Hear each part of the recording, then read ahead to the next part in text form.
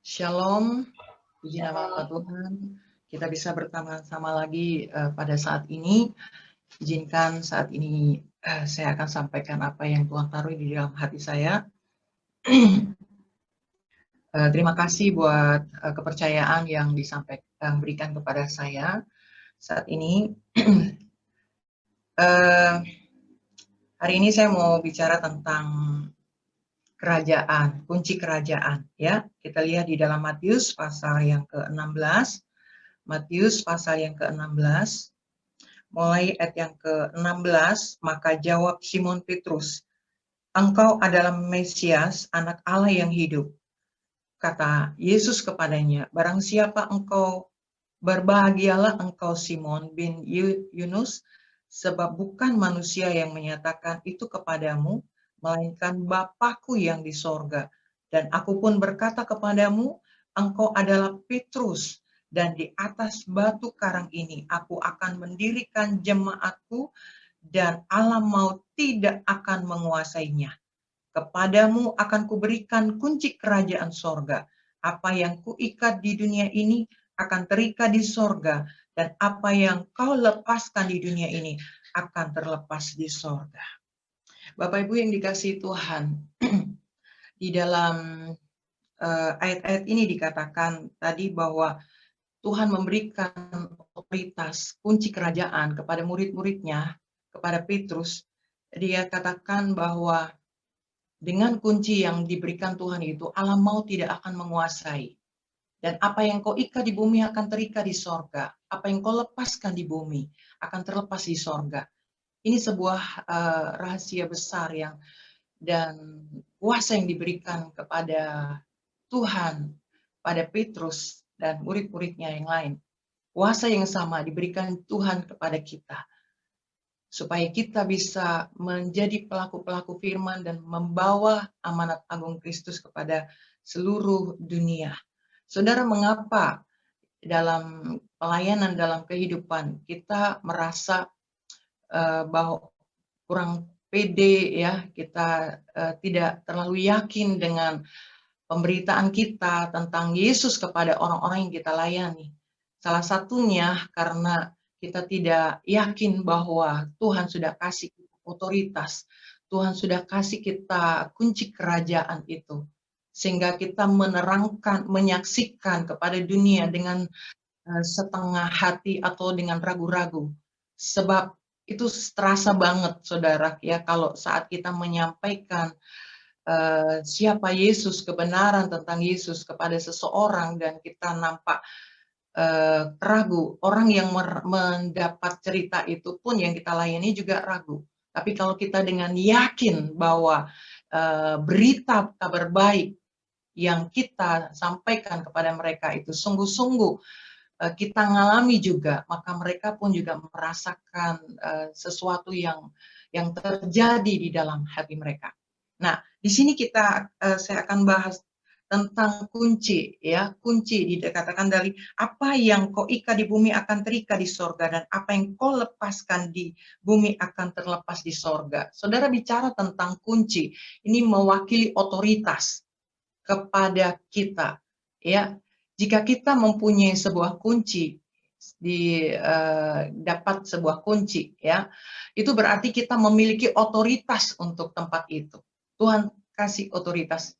Jika atasan kita misalkan, ya, mempercayakan kepada kita sebuah kunci, berarti ia bukan saja mempercayakan kita, tetapi juga mendelegasikan otoritas kepada kita. Jadi dengan kunci itu kita dapat pendelegasian otoritas atas areal itu, atas tempat itu. Kita diberi kepercayaan. Misal, saudaraku, saya ada di Kediri. Tuhan kasih otoritas saya untuk menjadi pengendali kota Kediri. Apa yang terjadi atas kota saya, itu tergantung dari bagaimana saya punya keyakinan bahwa apa yang saya ucapkan, apa yang saya lepaskan, setiap doa-doa saya itu sungguh-sungguh akan terjadi atas Kediri. Jadi bagaimana keadaan kota dan bangsa kita saat ini. Semua tergantung dari bagaimana anak-anak Tuhan di bangsa ini menggunakan otoritasnya. Kalau kita sering memperkatakan dengan iman, maka semua jadi.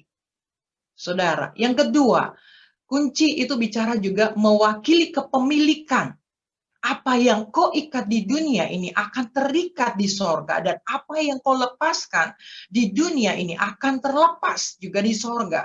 Jadi kita adalah pemilik suatu kunci, maka kita berhak atas kepemilikan apa saja yang dibuka oleh kunci itu.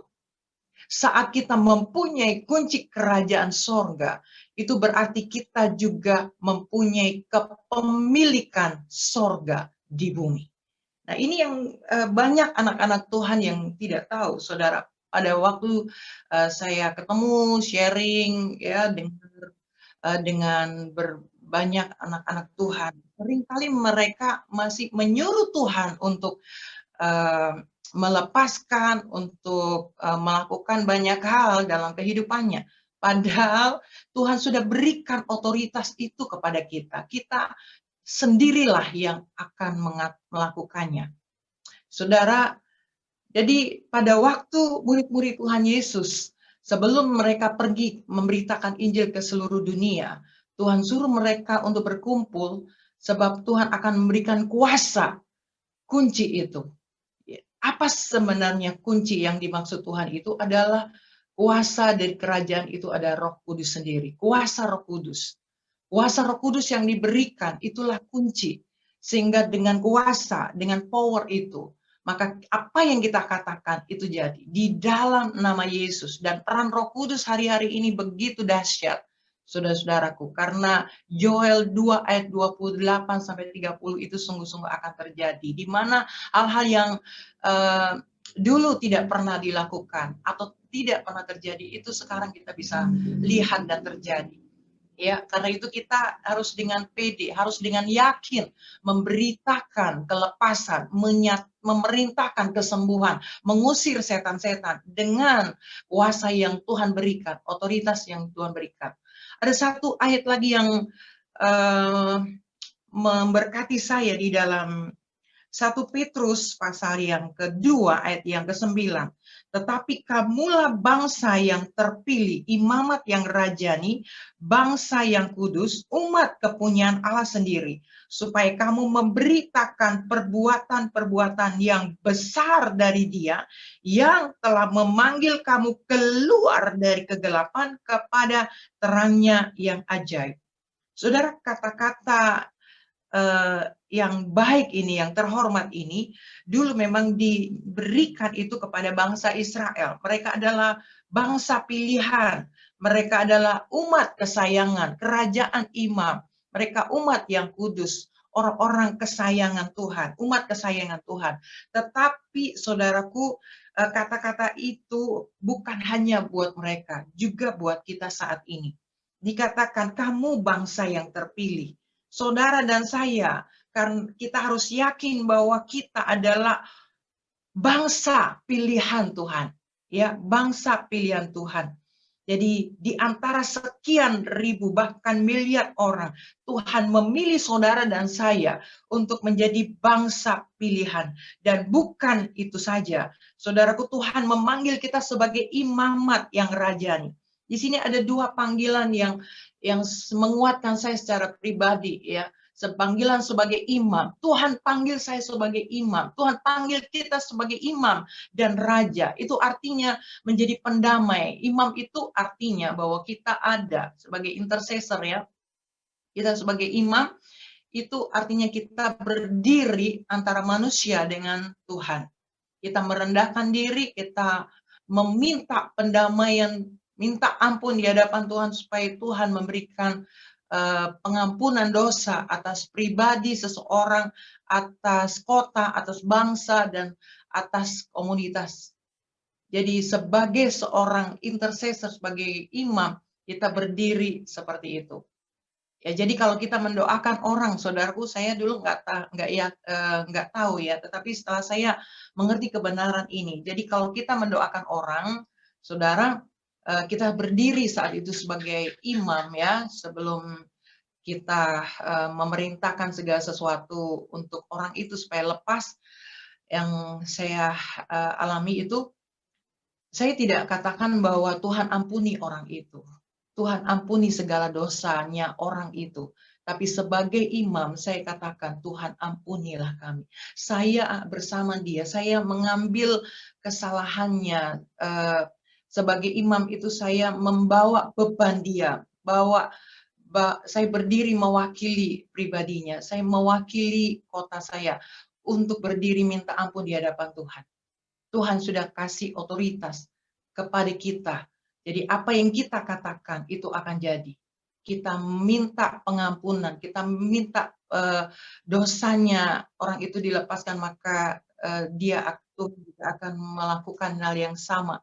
Jadi pada saat saudara kita berdiri minta pendamaian di antara manusia, ya, jadi imam itu berdiri antara manusia dengan Tuhan. Kita minta pendamaian, kita minta ampun, maka Tuhan akan mengampuni. Kalau kita berdiri sebagai raja, ya dikatakan sebagai kamu imamat yang kerajaan, kita berdiri sebagai raja, kita tidak lagi berdiri antara manusia dengan Tuhan, tapi kita berdiri antara manusia dengan iblis. Dengan otoritas yang Tuhan berikan, kita perkatakan, iblis, ini waktunya engkau harus tinggalkan orang itu.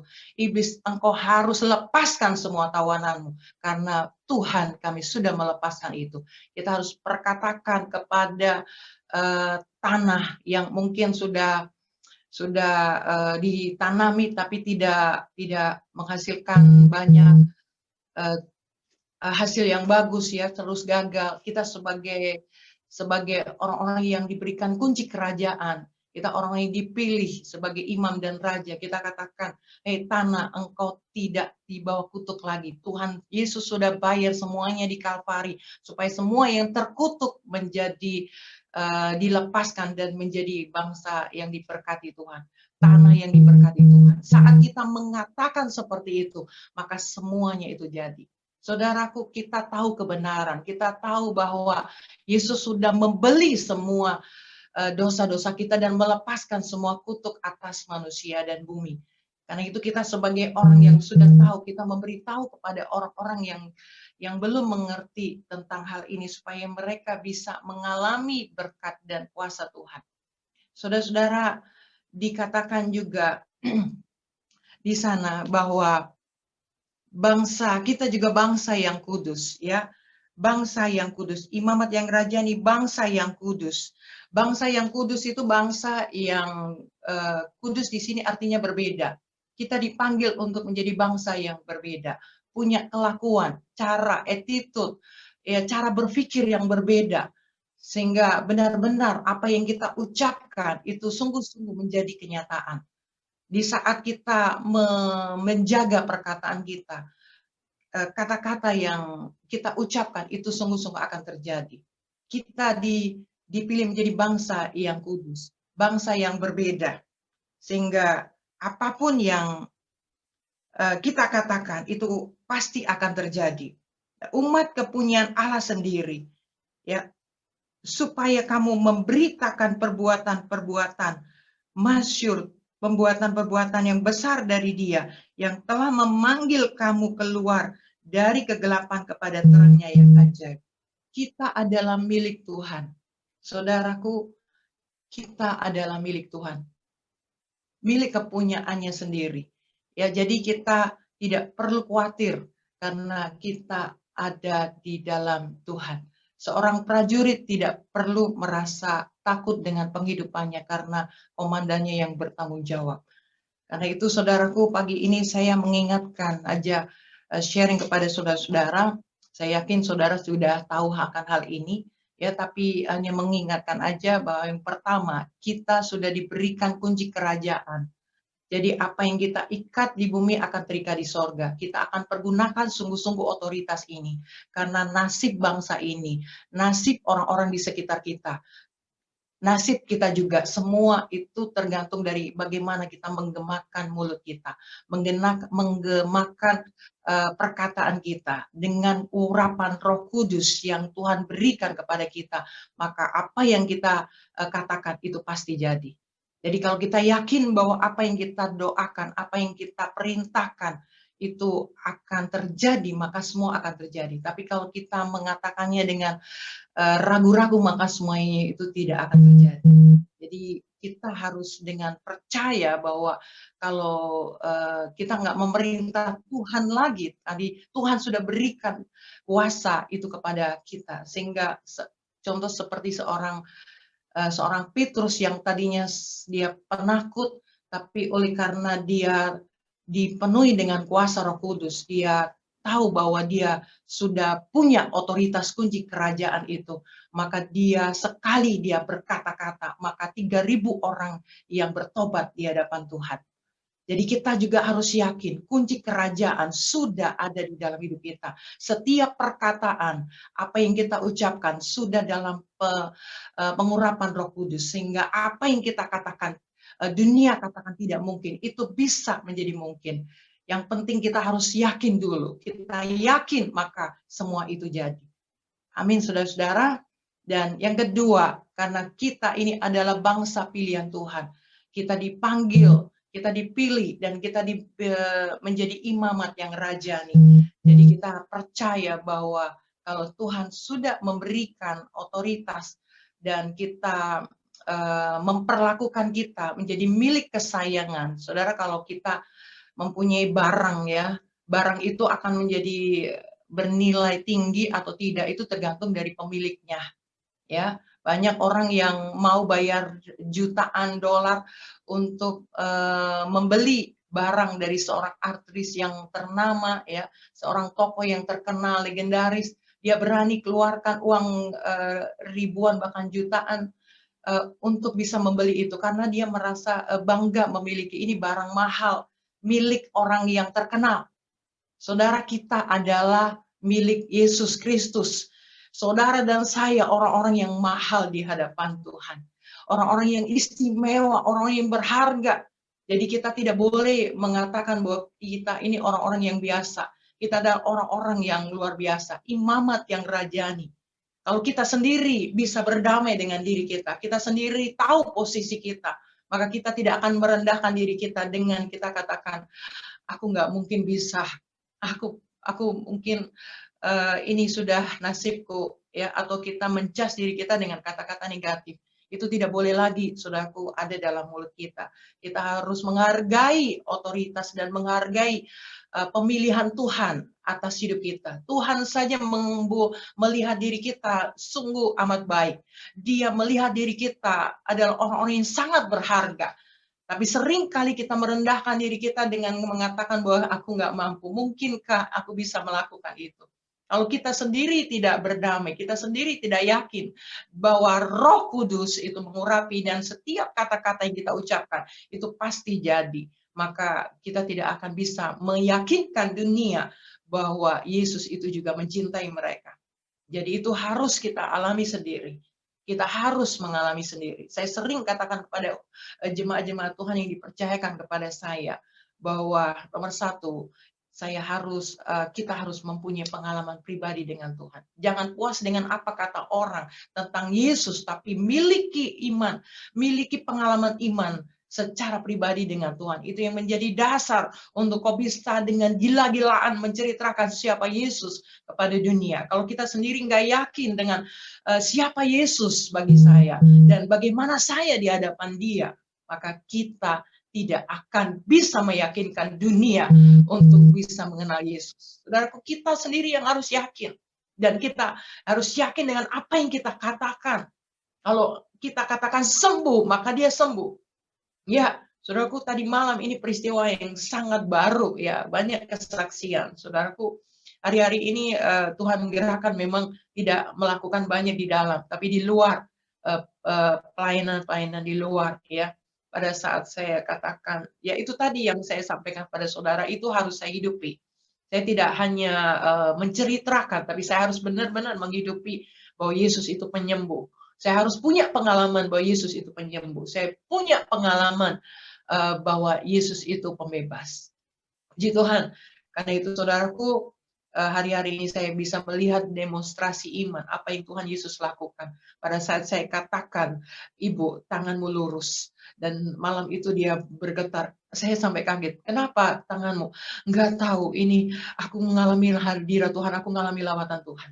Saudaraku, jadi itu yang harus kita lakukan. Ya, saya tidak bisa perpanjang, tetapi saya percaya tanda-tanda dan mujizat seperti yang dikatakan Alkitab ayat yang terakhir ya, bahwa aku berkata kepadamu sesungguhnya barang siapa percaya kepadaku, ia akan melakukan juga pekerjaan-pekerjaan yang aku lakukan, bahkan pekerjaan-pekerjaan yang lebih besar daripada itu, sebab aku pergi kepada Bapa. Kita yakin bahwa lewat tangan ini, lewat mulut ini, lewat hidup saudara dan saya, Tuhan akan membuat perkara-perkara yang lebih besar. Kita adalah history maker. Kita bukan orang-orang yang hanya mengekor, tapi kita menjadi history maker. Kita menjadi kepala. Amin, saudara-saudara. Mari terus jaga hati kita, jaga mulut kita. Jangan kita mengucapkan kata-kata yang negatif, tapi katakan yang positif, supaya tetap di dalam pengurapan Tuhan. Puji Tuhan, sekian renungan saya supaya bisa menjadi berkat buat kita semua. Amin. Tuhan berkati.